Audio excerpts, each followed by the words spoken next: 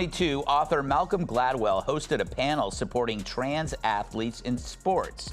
But now he's admitting he was actually afraid to speak his mind. I wonder, is he ashamed of his performance at that panel? I'm ashamed of my performance at that panel because I share your position 100%, and I was cowed. The idea of saying anything on this issue, what the trans movement is not asking for, they're not asking for, a place. What happens when pop psychology-inspired haircuts and late-night pandemonium meet? Greg Gutfeld uses a sledgehammer to smash Malcolm Gladwell's 10,000-hour theory, much like a kid at a Lego store. This goes beyond simple commentary. It's a truth bomb packaged in a funny roast. Gutfeld's contributions went beyond criticism. Gladwell's empire of strange tales and elevator knowledge was eventually destroyed by him. Even greater is the fact that no one anticipated this. Hold on tight, for this is a funny, scathing, and insightful conversation. Why you didn't? Because unlike those fake women, you have no nuts. By the way, it looks like his barber also was afraid to speak up. When Malcolm walked in and said, "I want to look like an exploding cigar." Listen, it takes guts to admit a mistake, and we all have lapses in judgment. Sometimes after a few drinks, you go to sleep with a 10, but you wake up next to a 6. Please subscribe to the channel if you enjoy it. The amount of assistance you receive will surprise you. Greg Gutfeld's presence went beyond his confrontation with Malcolm Gladwell. Instead, he arrived with the energy of a man who had been confined to a room while Gladwell audiobooks played nonstop and who had at last come to the conclusion that humanity ought to be freed, and that holy little 10,000-hour guideline should be the first to disappear. We are experiencing so many moments of honesty that wouldn't have happened if Trump hadn't won. Trump is human truth serum. People come within a mile of him and they start spilling the beans. But if Kamala had won, people like Malcolm would have remained silent, terrified of losing status, speaking gigs, and free. Every struggling musician wished they were Jimi Hendrix if they could just annoy their neighbors long enough, Gutfeld, however, did not believe it to be genuine. He was a crazy, funny pyromaniac who danced around the thing, nearly lighting it on fire. Gladwell's concept, he asserted, was not a secret formula for success. It was merely a grandiose pretext for wasting time. Him for coming clean. It takes a big man to admit when he's wrong, but Gladwell didn't. He just admitted he was weak. He portrays this situation as if a bad thing was done to him. He was cowed. No, he wasn't cowed. Cowed is what happens when you go to lunch with Joy Behar. Wait. And she demands to lick gravy off your face. Mom, don't be concerned about me hanging around in the basement for 10 years. I'm not lazy. The grandeur that I am fostering. Gladwell's sales pitch is that. It was also considered the gospel for many years. The reason he is talking now is because it's safe. He's like the guy at a bar who waits until the bouncer breaks up the fight before he starts talking trash.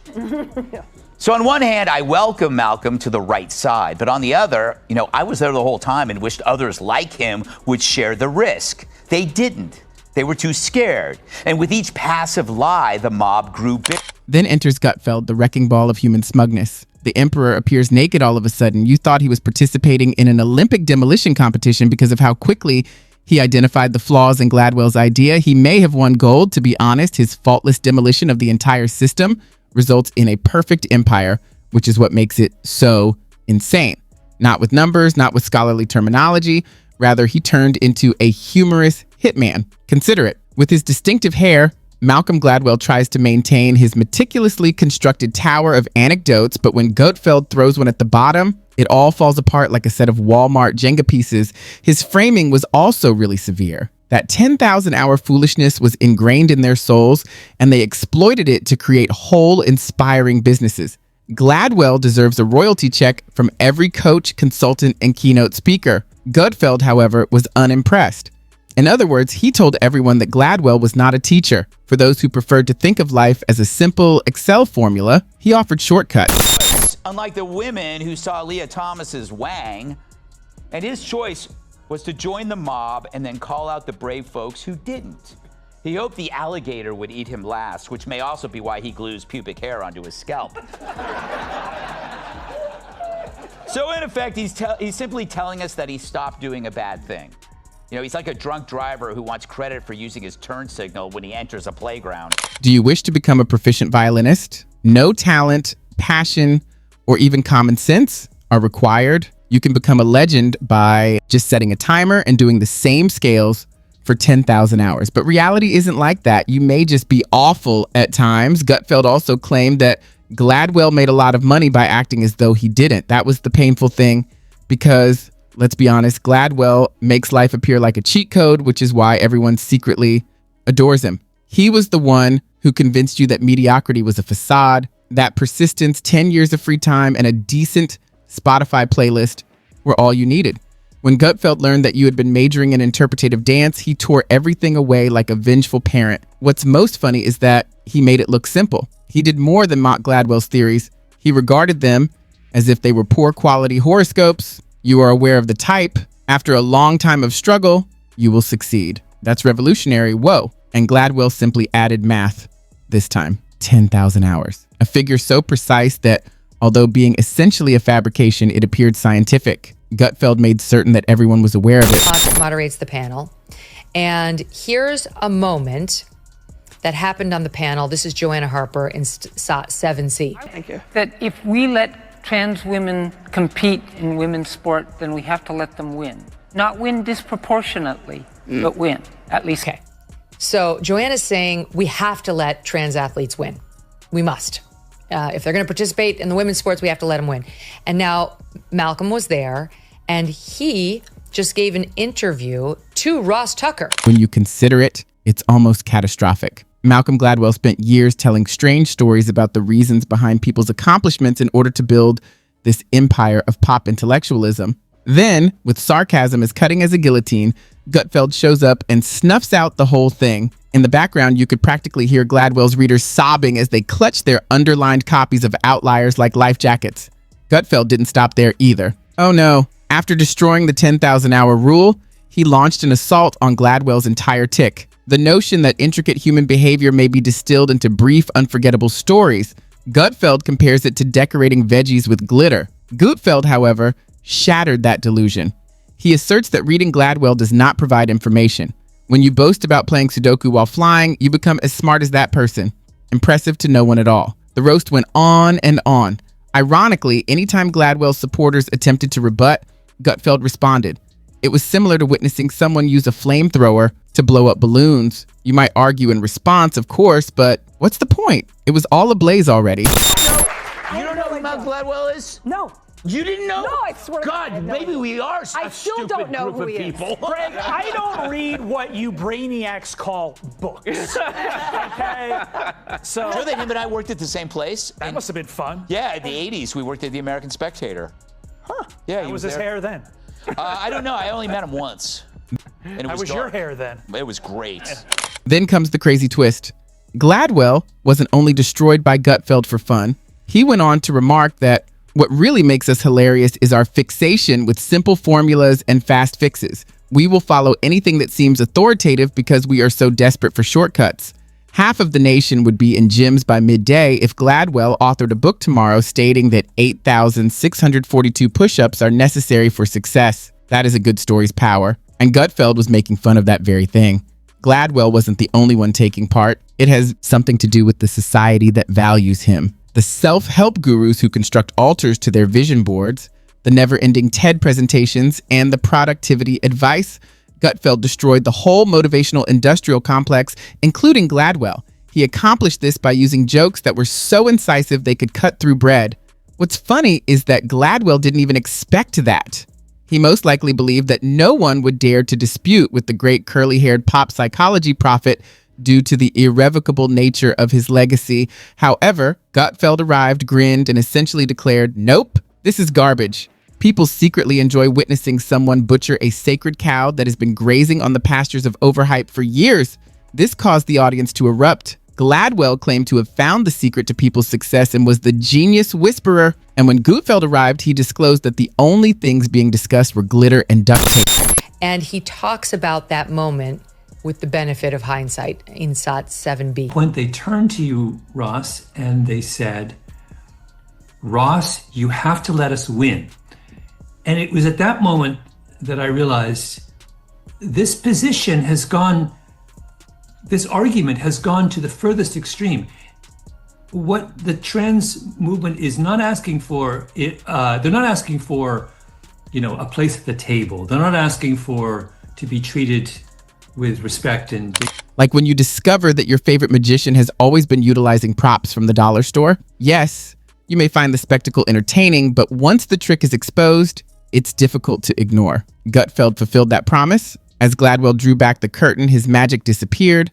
People in the crowd enjoyed the party trick. Let's face it, sometimes the truth is simply too humorous to overlook. When Gladwell was shielded from Gutfeld's attack, the real fun began. It was like listening to ardent admirers claim that pizza should have pineapple on it. Clutching their copies of Blinken Outliers like holy books, they argued that Gladwell had transformed their lives. But how precisely was it altered? By telling you that you can become the Picasso of origami if you fold paper cranes continuously for 10 years, Gutfeld made the defense look awful as a whole. He portrayed Gladwell's followers as a cult, except instead of chanting in robes, they carry highlighters and NPR tote bags. Their motto is just 10,000 more hours and I'll be somebody at last. You had to giggle at the absurdity of the whole situation. Gutfeld's brilliance was crucial in this situation. He wasn't merely making fun of Gladwell. He was making fun of the entire ecology that depends on the sale of optimism in paperback. You're only 5 chapters away from fixing your entire life. The book's title, cover art, and large text all declare. You in the bathroom a couple hours ago, and you said to me, this is a tough show. The topics are really thin. What did you have a problem with this topic? What's your problem with it? I think I have a question Yes. that many members of the audience may share, and people in the audience and those watching at home. Who the hell is Malcolm Gladwell? Gutfeld essentially revealed what everyone knows in private. And these books will make you think more deeply. They give you a sense of fullness right away, but 30 minutes later, you still feel empty. Consider the 10,000 hour rule. Millions of people nodded like bobbleheads as Gladwell depicted it as the pinnacle of success. But by pointing out the obvious, Gutfeld tore it apart. Any office worker who has spent 20 years working with Excel would be praised as the spreadsheet equivalent of Beethoven if repetition made perfect. They aren't, spoiler warning. He also emphasized the number's amusing practicality, 10,000. Like it was made for a bumper sticker, it's straightforward, round, and simple to remember. 10 instead of 9 or 12. Because rigorous research is defined by a figure that looks like it was developed during a marketing meeting. Let's also discuss Gladwell's trademark move, recognizing a small, odd tale, turning it into a lesson in life, and then spreading it as a universal reality. Gutfeld compared someone requesting $50,000 for a corporate conference to someone placing a fortune cookie on a PowerPoint. You are not hated by your boss. Simply said, he hasn't yet reached your 10,000 hour potential. Gladwell's argument revolves around that. The fact that it was purchased is absurd. They adored it rather than merely purchasing it. Gladwell was employed by corporations as a motivator, promoting his theories until the required workshops materialized. Children were made to read him at school as a sort of scholastic requirement, and he became the philosophical monarch of the self-help crowd. From last week, where he said, for the listening audience that didn't hear us play it a couple days ago, he admitted that he moderated a panel a couple years ago and that he intentionally misled on his own feelings when he suggested boys should be allowed to play in girl sports if they say they're trans. And now he's saying that he hasn't turned since then. He hasn't come to see the error of his ways, that he was actively lying about his opinion at the time in order to not be, ostracized by the crowd, to be loved. However, Gutfeld ripped off the crown and put on a dunce hat in its stead. His performance also added humor to the whole situation. He didn't need to yell or lecture. He only brought the absurdity to everyone's notice. It felt more like a roast gone nuclear than a debate to watch Gladwell's kingdom fall apart under derision. And it doesn't get any worse. Gutfeld was not even criticizing the practice. What he was expressing was plain. Greatness is not assured by that practice alone. To get into the Met Opera, you still need ability, self-control, and possibly a miracle, even if you spend 10,000 hours singing in the shower. Gladwell did not have to go through that. He promoted the idea that you had to work hard enough to advance and that success was a punch card. This explains why Gutfeld's attack was so devastating. It revealed the weakness that Gladwell's supporters will not acknowledge. It was a faulty theory, but it was reassuring. It gave the impression that failure was temporary. It was merely an unpaid labor bill. In actual life, however, there is no predetermined schedule. Sometimes, despite your best efforts, you will still be awful. Furthermore, that isn't inspiring. It's humorous in a sick way. It was an invaluable answer. Gladwell's fans rushed to his aid, accusing Gutfeld of being unjust. However, it sounded more ridiculous the more they argued. It was akin to endorsing a diet that recommends eating cake first thing in the morning because your metabolism will finally appreciate your hard work. When chewing, it feels great, but the after effects are terrible. One thing they don't like, they'll destroy you. But if you are constantly saying things they don't like, they kind of ignore you after a while. They so have get to. away with it. They have to. I learned what that. Can they do? Yeah, they used to like come after me every day, and I just exhausted them. Right, and it's like with my tweets, it's like you can go through my tweets. It's like, go ahead, try to cancel me from that. You know what I mean? It's just. Gutfeld did more than just dispel the notion. He explained the humor in it all. The way individuals seek out formulas that make life seem less random and cling to easy answers. Gutfeld ripped the paper away from Gladwell's fairy tale, which was encased in statistical truths, exposing a toy from the dollar shop underneath. To be honest, it was necessary because Gladwell was perceived for far too long as the Moses of contemporary intelligence, issuing commands from the mountain of odd discoveries. However, as demonstrated by Gutfeld, the commandments were essentially a list of well-written bullet points. It's certainly fun, but it's not revolutionary. Your understanding of Gladwell changed after reading the take-on. All the theories, anecdotes, and fascinating insights suddenly appeared tenuous. Comedy has taken the place of the mystique. Comedy that is nasty, acerbic, and pure. The finest thing is that Gladwell was not refuted by Gutfeld using evidence or counter-studies. He laughed as he went. He joked about Gladwell's empire of ideas for a long time. You are unable to leave once you hear the joke.